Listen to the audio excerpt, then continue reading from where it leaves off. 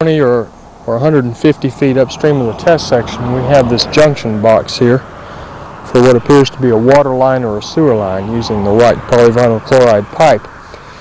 What I came back here to show was the type of subgrade we have, which out on a barrier island, it wouldn't take a rocket scientist to figure out that we probably have sand, and that's what it is here. See that the upper layer tends to be a grayish sand, which probably has a little bit of organic in it. That is a topsoil in which most of the roots are in there, as you can see them.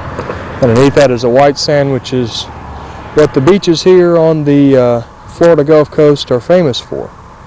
See where some of it has sloughed off and run down the hole there. And then there's the tan-colored sand underneath that, down at a level of around 2 feet below the surface of the natural ground. You see what came out of here is basically the same thing. I think it's safe to say we have an A3 material as a subgrade, which is quite free draining. Has so little fines in it that you can just brush it off your hands and not have any dirt left on it. Looking up and then working back around, again, as I mentioned before, we're in the westbound lanes here. You may be able to see the sign over there, arrow pointing to beaches that way. We're about maybe a half a mile away from the Gulf Coast. And upstream, we're looking towards Sandestin, Florida. We're barely into Okaloosa County. The Walton County line is back there before that curve some ways. And that's where I was just a moment ago, showing you what type of subgrade we have. And looking back over to our north, we've got pines and palmettos mixed and some scrub oak. And now looking down the test section. 1986. And subsequently there's very little distress, or there's no distress actually, to report within the test section. What little rutting which we may see probably does not exceed 1/10 of an inch. We begin with the walking video tour. As you can tell, we're in a nice flat area. We've got around a uniform fill of around 3 to 4 feet at the most. An area like this, whether you're in a cut or fill or transition, probably doesn't make a whole lot of difference because of the nature of the soil that you would be using or encountering in any case. But we found this nice flat section to use. This may have some opportunities as an H101 section because it does meet the criteria for GPS 1 with the type of asphalt concrete base used here, which was something which would also fit into the category as a subsurface HMAC layer.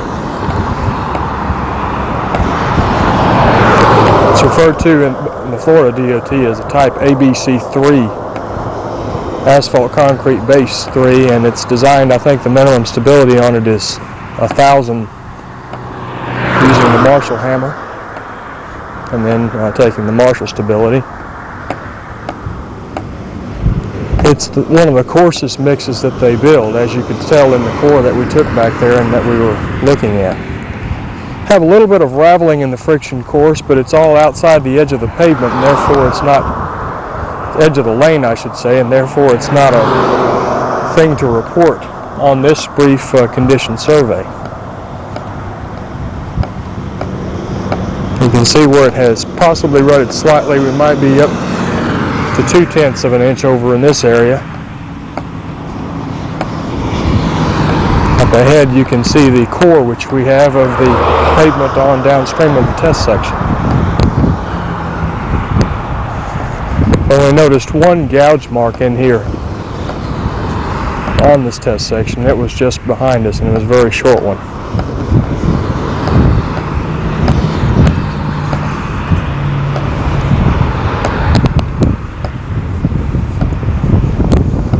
As you can see, I'm approaching the end of the test section, and here we are at Station 5.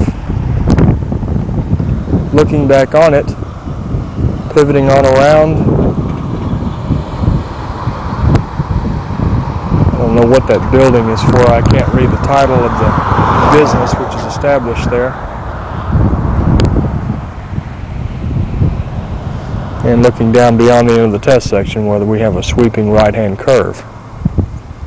As the thicknesses of these materials are 6.5 inches of asphalt concrete base, 3¼ inches of type S1 asphalt concrete, and a half of an inch of friction course on top of that.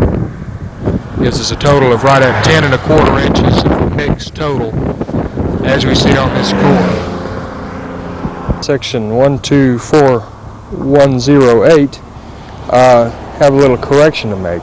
The rutting was a little bit more than I had expected when it was measured. Wound up being an average of 3/10 of an inch in both wheel paths, with a maximum of ½ an inch in the outside wheel path and 4/10 of an inch on the inside wheel path. This will, in the video for test section 124108, Florida ID number 1057, selected for design cell 2-49. We are in Destin, Florida. Life is